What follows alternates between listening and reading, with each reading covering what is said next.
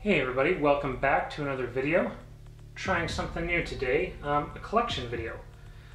The thought had never really crossed my mind to do one of these, but A. Crosby had suggested it as I was asking for suggestions of maybe videos you guys would like to see, and he had suggested maybe I should do a Genesis collection video. He said because he's looking to expand his Genesis collection, and I guess he just wanted some ideas, maybe see what other people have, what people have to say about them. But you know, let me know what you guys think. Is this something that you want to see from my channel, more collection videos? If so, I'd be happy to do them. But for now, I guess we'll just start with the Genesis here.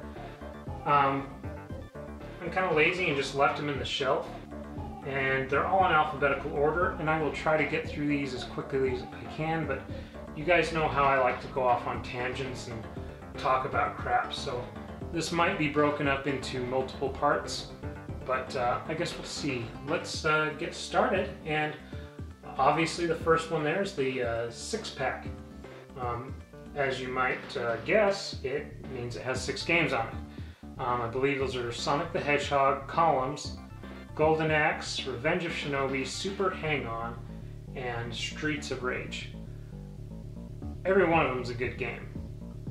And it's definitely worth picking this up if you don't have those games and you don't want to get them separately. But if you have all those games, there's really not much of a reason to own this beyond convenience. I bought it because I want to get another Nomad. I sold mine like an idiot, but I want to get another one and upgrade the LCD and take games with me on the go. And that's just kind of convenient. Now, I don't have Revenge of Shinobi. I have the other 5, but I'm still looking to pick up the first release of the Revenge of Shinobi. But you know, definitely worth picking up. It's inexpensive. Good game to have in the collection. Next up is The Adventures of Batman and Robin, also available on the Super Nintendo. They aren't exactly the same game, but they are both similar in that they are both side-scrollers, platformer type beat-em-up games. Supposedly this is a pretty hard game. I haven't played it, and there's going to be a lot of games in here that I have not played, so and I will let you know if I have or if I haven't. But it looks like a very fun game. From the gameplay videos I've seen, it is kind of going up in value, so be aware of that. Next up is Afterburner 2. Sega's attempt to port Afterburner to the Genesis, and it's a valiant effort. It's not great, but it's good. I mean, it's decent for what you pay for the game. The game is cheap. If you want a better port, the 32X version is much better. I believe that the Sega Ages collection on the Saturn is also has a quite good port on it. Probably the best port that I've heard. I could be wrong though, but if that's the case, keep in mind that that version is very expensive. The Sega Ages collection is way expensive. But anyway, next up is Disney's Aladdin, also available on the Super Nintendo. The two are completely different games. Both are good, but I definitely think that the Genesis version is the superior version. If you're going to only get one, get it for the Genesis. Just a much better game in my opinion. Next up is Alien 3, a game I haven't played, but I picked it up recently after seeing some gameplay videos of it, and it looks kind of fun. I hear it's kind of a tough one because it takes a lot of memorization of the levels and whatnot, but not an expensive game. Next up, Alien Soldier. This is a reproduction cartridge because this game did not come out in the United States. It's one I haven't played, but is highly regarded, so I figured I'd get it. If you want it, you can find it on eBay. Different sellers on the internet have it, but yeah. Otherwise, you'll have to pick up a European or Mega Drive cart. A European or Japanese Mega Drive cart. Anyway, next up, Alien Storm is kind of like Golden Axe and Streets of Rage. Side-scroller beat-em-up with aliens. Very inexpensive to get, and it's alright. It's definitely worth the price in my opinion. It's a fun game. Next up is Altered Beast, a game that I just think is okay at best. It's another port of an arcade game on the Genesis, and it doesn't do a bad job of it, but it's just not you know, I think there's just much better side-scrolling beat-em-ups on the Genesis to get. But I mean, it's dirt cheap. It's worth giving a try to see if you like it.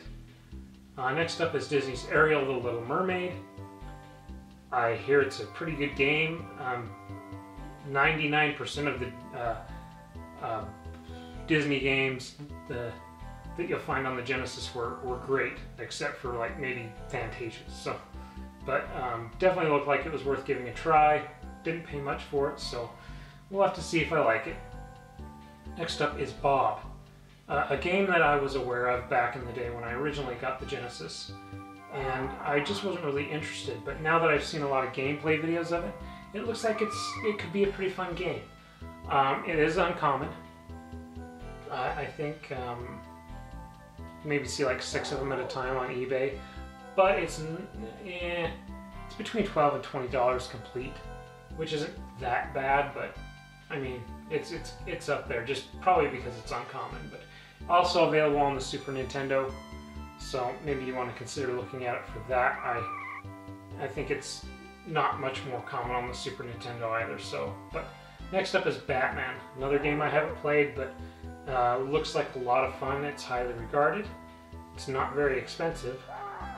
Batman Returns next to it came with it and is quite the opposite from what I hear. Not a good game. Battletoads Double Dragon. This came out on the NES, the SNES, the Genesis, varying systems. I have it on the NES as well. I do want to get it for the Super Nintendo, but it is a very fun game. Definitely worth picking up. Next up is Battletoads, also available on many platforms, and I'm trying to find it on the NES and the SNES as well, but got it for a decent price off Amazon and probably the only one of the last games I'll get on Amazon.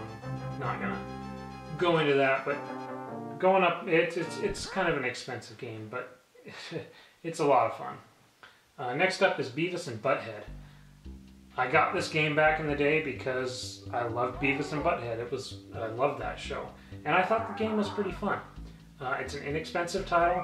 I think it's worth picking up, especially if you're a fan of the show.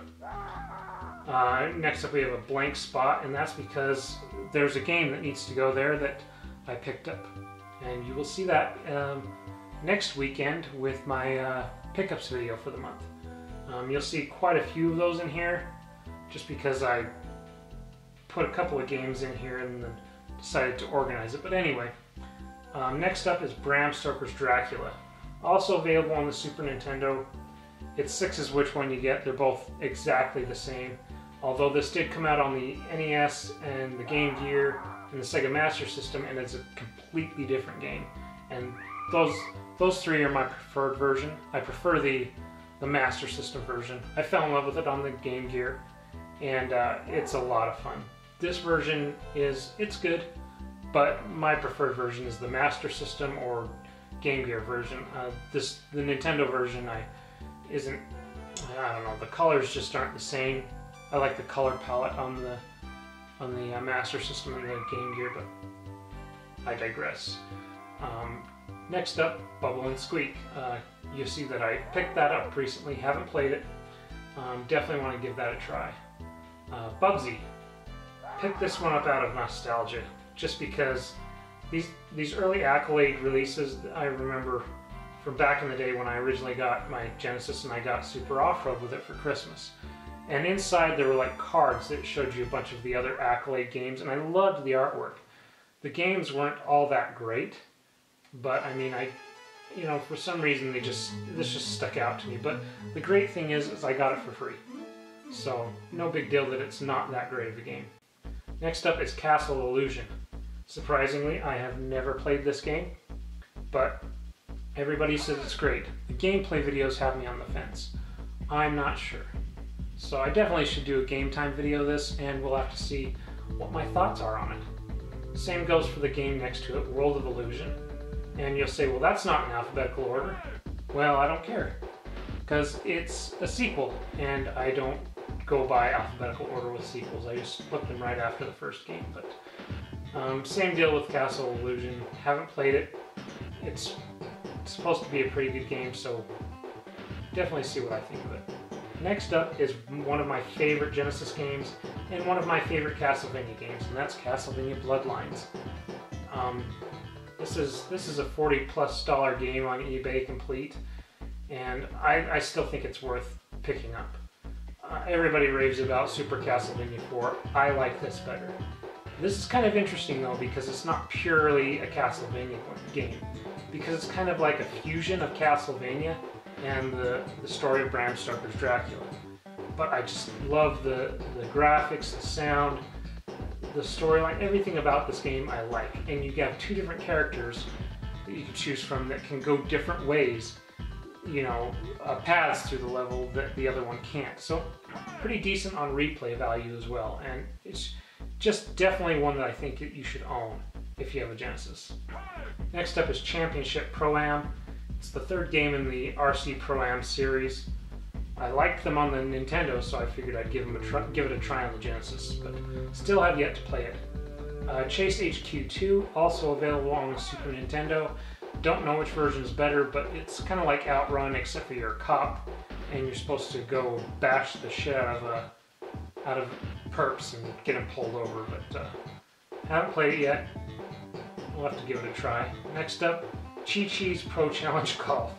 As I said in the pickups video, the last pickups video, this was in with a bunch of Genesis games that I bought just for the cases.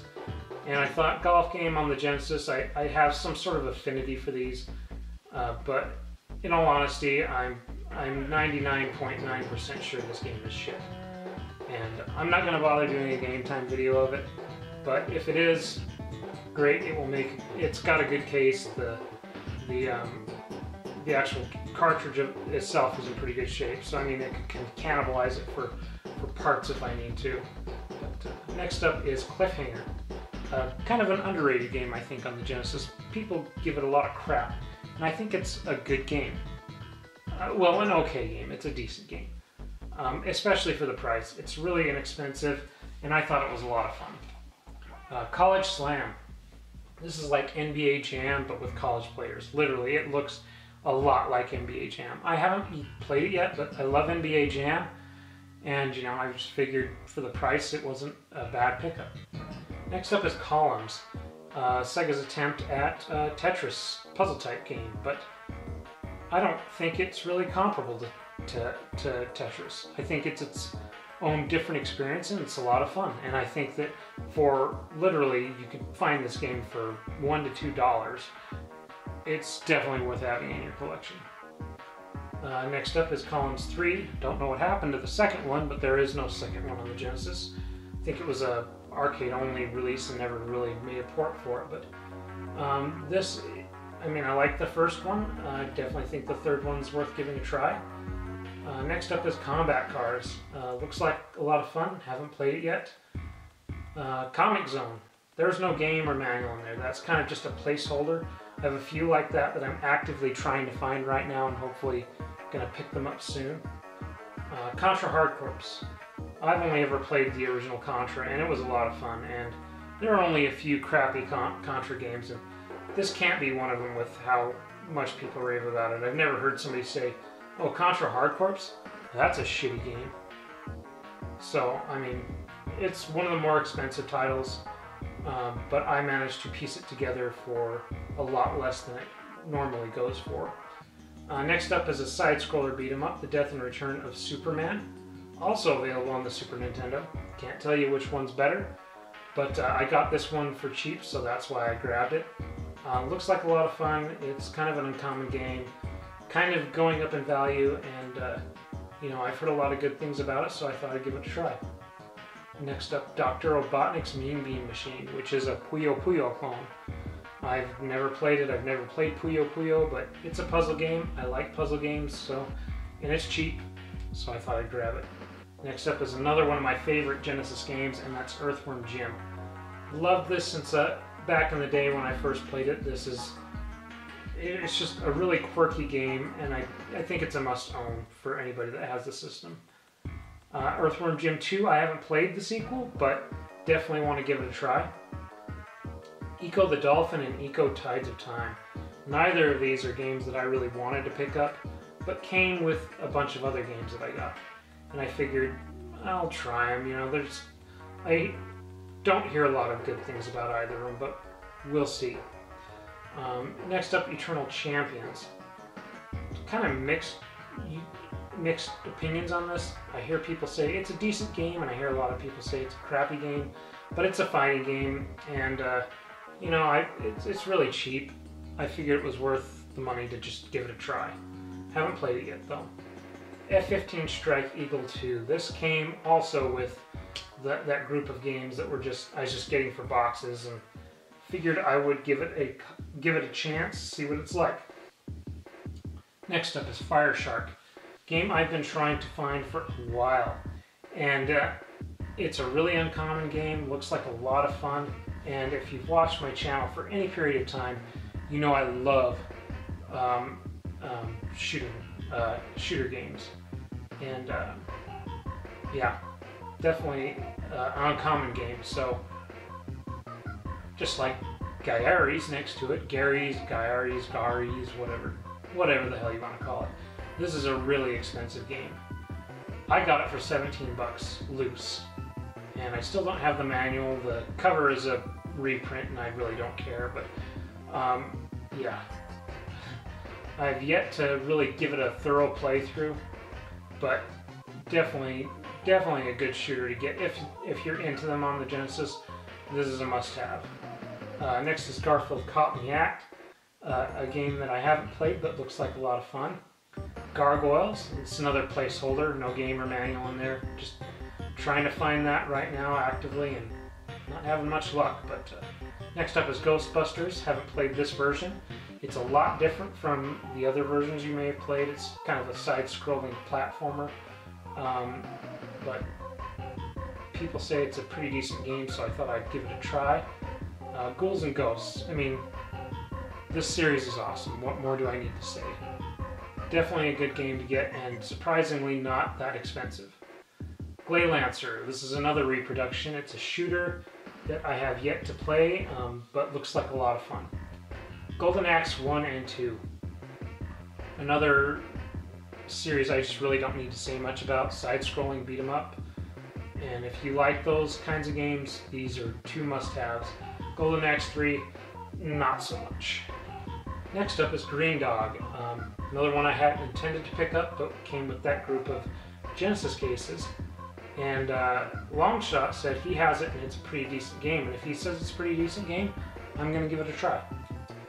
Next up, Gunstar Heroes. As you saw in my last game time video that I did of this, definitely a great game. A hard game, but fun. Kind of up there in price, but I think it's worth picking up. Herzog's Zwie, whatever you want to call it. It's supposed to be a pretty good game. I haven't played it yet, but definitely one that I wanted to give a try. High Seas Havoc was suggested on Pete Dorr's channel, and you know, it looks like a lot of fun, and I can't wait to give it a shot. It should make a good game time video. The Immortal. This is a isometric view dungeon crawler type game. Some people complain that it's not very fair, but I mean, I think it's a good game. It's inexpensive and definitely worth picking up. Also available on the NES. I think there's a SNES version too. But next up is Jeopardy. Yeah, Jeopardy. You won't be seeing a game time video on this, but I just thought, I liked the show when I was younger and just thought, what the hell, I'll give it a try, see what it's like. And lastly here is Joe and Mac, a game that I definitely wanted to try since seeing the arcade version. This is more true to the arcade version than the Super Nintendo version. Super Nintendo has branching paths, but it still looks like a lot of fun, and I'd like to pick it up as well. But this is one that I definitely need to do a game time of because I have not played it, and it looks like a lot of fun. But anyhow, that is my first group of games. I will move the camera down to the next portion of the shelf, and we will go from there.